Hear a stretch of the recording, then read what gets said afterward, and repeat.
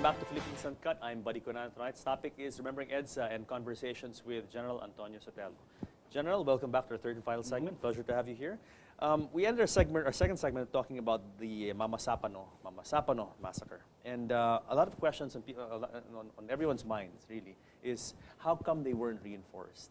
You have 70 plus PNP troopers there, beleaguered, in a firefight, clearly outnumbered, clearly outgunned for over 10 hours, and yet there was no reinforcements. And as we all know, the area was not an isolated area.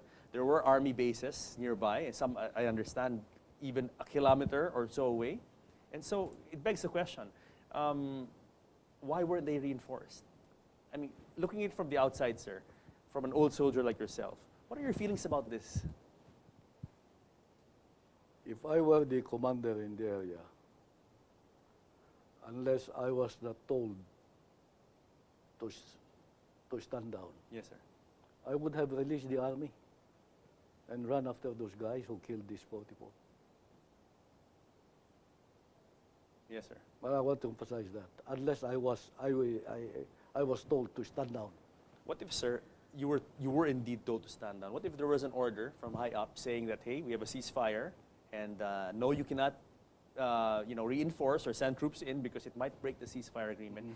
If you were in that position, and you were the commander there, and you were, on the one hand, you have an order from high up saying that there is a political decision, basically not to reinforce the troops. On the other hand, you have brothers in arms, maybe not part of the armed forces, but still clearly your brethren being massacred. What would you have done, sir? Well, how would you have solved that conflict? It's a difficult thing because yes, a political decision supersedes the military.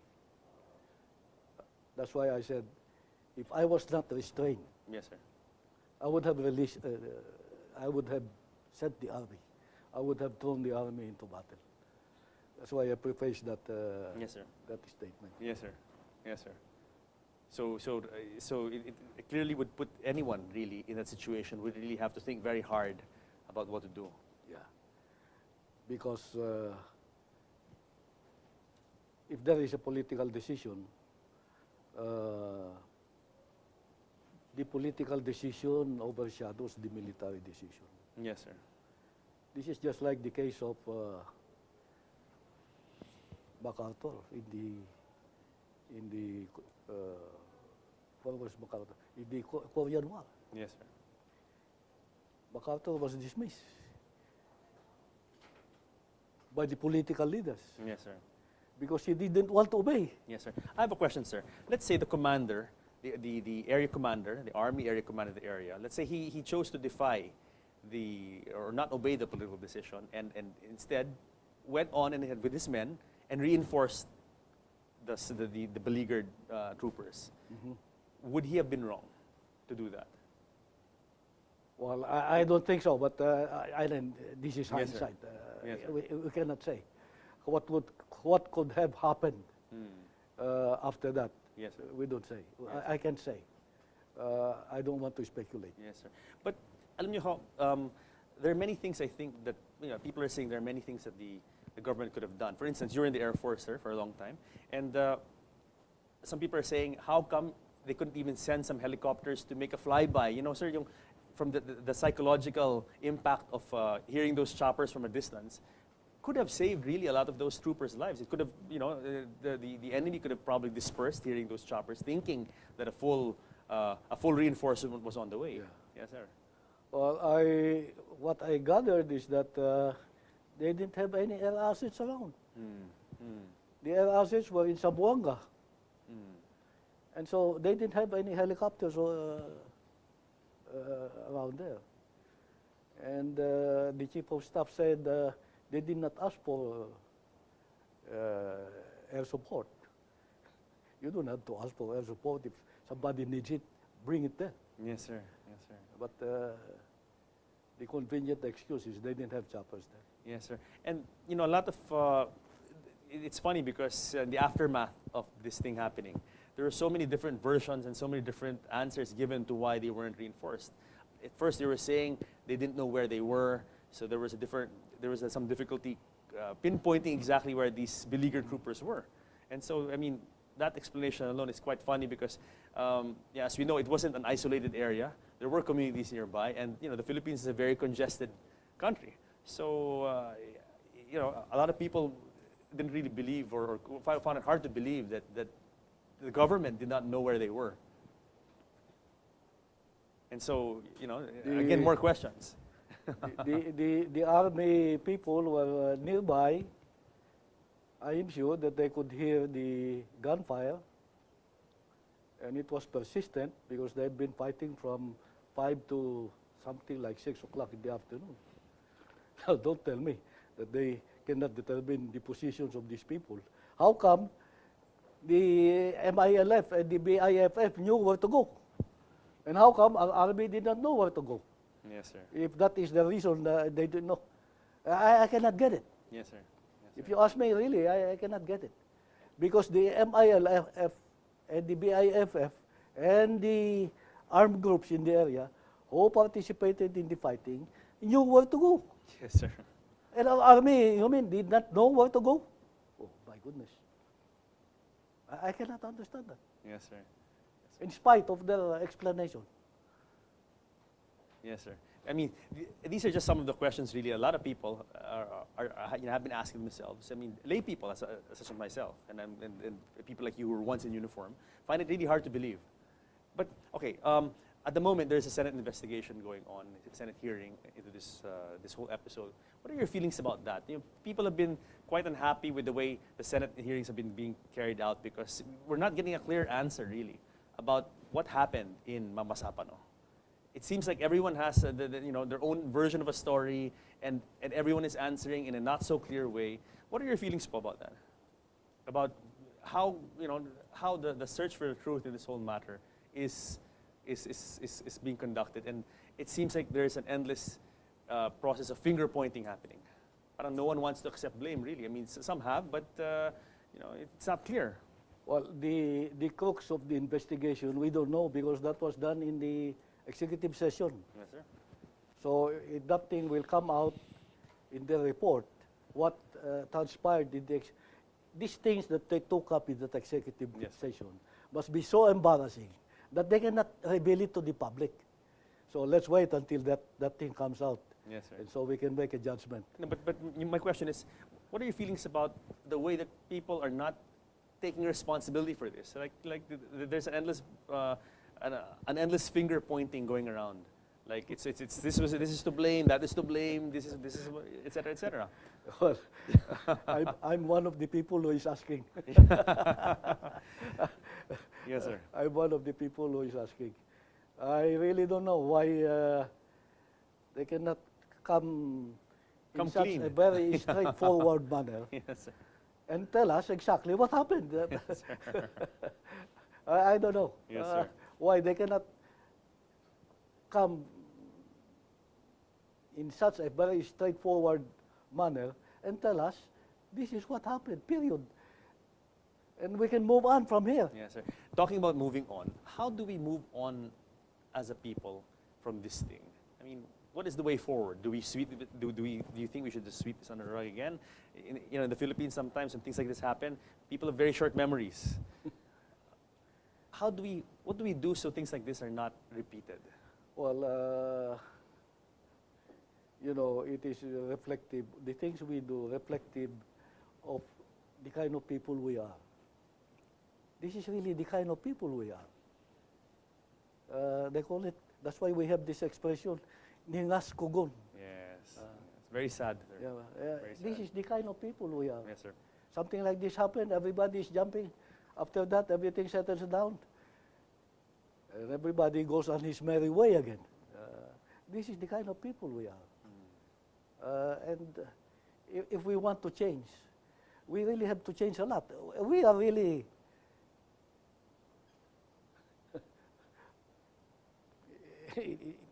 I cannot say it. Yes, sir. Yes, sir. No, I mean, clearly it calls for a re-examination, sir, for everyone, of really the national psyche. And exactly. Just look at ourselves and right. on this eve, sir, of this amazing event that happened 29 years ago, which you were a part of, and maybe now really is the best time to look at ourselves and see how we can move forward as a nation.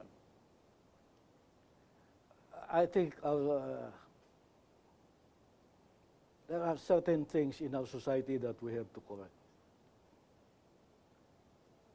First, I think is, ito sa akin lang, Yes, sir. we don't have patriotism enough. As a people, Yes, sir. we don't really love our country enough. Well, it seems like they want to give a part of it away. Yes, sir, I agree. Totally agree. Yeah. Yes, sir. Pangalawa, we lack honesty as a people. We lack honesty as a people. We steal anything. You go to other countries, their doors are open. They do not even lock it. Here, you have to lock and bolt everything. Yes, sir. Even if it is bolted, they steal it. We lack honesty in As a this people. country. Yes, sir. And thirdly, we lack self-reliance. We do not believe in ourselves. We don't even want to try anything. That's why we cannot even maintain a train. Yes, sir. Why? Because we do not even really try anything. Like firearms. Why do we have to buy firearms on the outside? We have some people who know how to do it here. But we never believe what they make because it's Philippine made. Yes, sir. You see? Yes, sir. What kind of people are we? We would rather buy something because if it's Philippine made, we cannot rely on, we lack self-reliance. Yes, sir. Yes, sir. And I think these are the virtues that we have to cultivate for our society to be founded on a strong footing. The foundation of our society is weak, Yes, sir. It is. very weak. Ang haligi ng lipunan natin ay mahina. Yes, sir. That's why we can never really go forward. Yes, sir. I guess, sir, tama yung sinabi nyo. Really, we have to go back and re-examine ourselves and find a way to move forward as a nation. Exactly. Yes, sir. That's why I will inquire the ire of many people by saying this. But nobody's saying it. Yes, sir. Well, sir, we have a few more seconds to close, but would you like to say something now to our viewers? That is Please. exactly what I was saying. Yes, sir. Our society needs mending. The cornerstones of our society is very weak. And from a weak foundation, we cannot really grow tall. And the three things that I said, we lack patriotism. We do not love really our country enough. Yes, sir. Second, what are we kind of people? We steal anything. That's why we are so corrupt. We steal anything, Yes, sir. even if it is bolted. Third, we do not rely on our own capability. And we never really try our best to do things for ourselves. Kunting bagay, nakatingin tayo sa labas. Oh, I know, the colonial, the colonial period has done damage to our psyche. Yes, sir. But it is time. But how come Malaysia, Thailand, Vietnam, Indonesia, how come these people are different from us? Yes, sir. You go to Indonesia, oh my goodness, Yes, sir. these people are very patriotic and very. Did you notice when they lost that airplane in the here in the China Sea? Yes, sir. Who retrieved the airplane? The Indonesians did. Yes, sir. They never went to America and said, please come and help us. Yes, sir. Well, sir, I mean, I hope that through this program and some more that we will do in the future, that the new generation of Filipinos can learn from people like you, sir, who have really contributed greatly to nation building. Maraming salamat po. More power to you, General Sotelo.